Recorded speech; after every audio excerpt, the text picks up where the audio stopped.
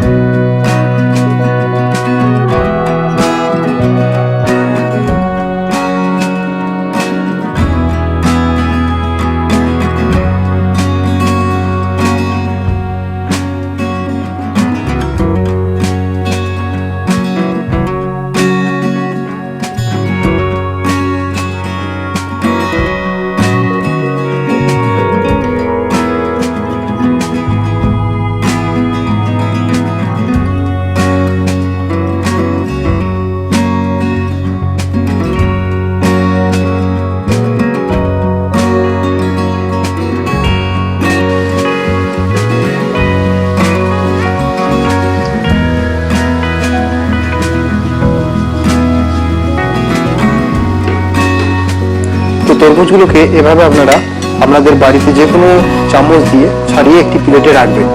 তো এবার আমরা যেটা করব, এটাকে জুসার বা মিক্সার মেশিনেতে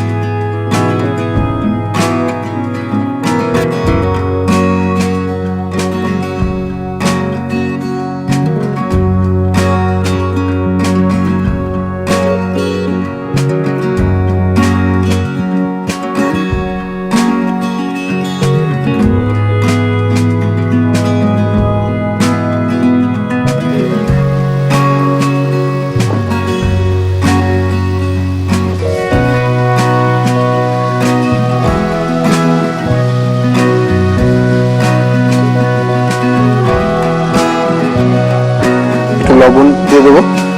আর